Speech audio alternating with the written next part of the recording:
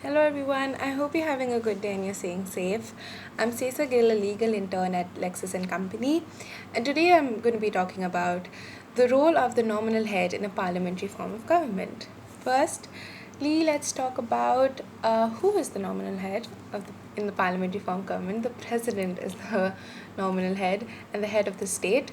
All important decisions are taken under his name, but he's known as the nominal head because in reality power is exercised by the council of ministers headed by the prime minister. Also, the president works under the suggestions of the prime minister. Now we're going to be talking about the power and functions of the president of India. We're going to be talking about five in general today. The first one is the executive powers, which is he's the head of the union. The president is the head of the union executive, consisting of all powers are exercised under his name. And second is appointments.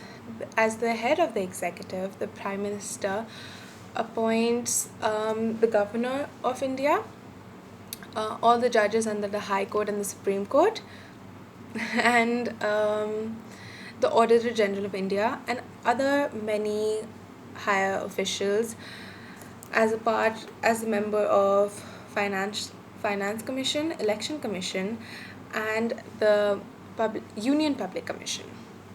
Appointment of the Prime Minister and other ministers. The President also appoints the Prime Minister and on the advice appoints other ministers.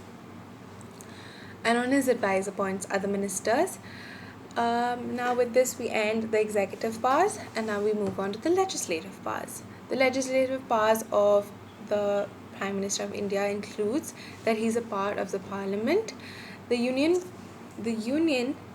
legislation or the parliament consists of the president and two houses of the parliament. The president is therefore an integral part of the parliament.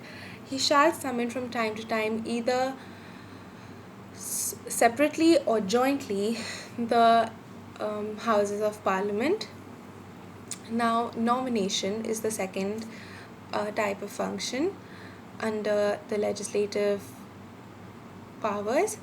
First, nominations. The president nominates a number of members in both the houses. The chief purpose of nominations is to ensure adequate representation in the parliament of all sections of population, which sometimes is not achieved under elections. Now we're going to be talking about the financial powers and functions. The President of India also exercises financial powers. No money bill can be introduced in the parliament without the recommendation of the president. According to the Constitution of India, the annual financial statement is placed by president before the both houses of parliament. What is the annual financial statement? This statement shows the estimate revenue and expenditure of the central government of India for the next year. Now the fifth type of function is executive emergency powers of the president. There are two types of emergencies that he can invoke.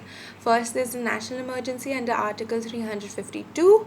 The President of India may issue the proclamation of the national emergency when the security of India or any part therefore is threatened by war, armed rebellion, or external aggression. Such proclamation may remain in force for an indefinite period. Now, the second type is the emergency for the failure of constitutional machinery in a state.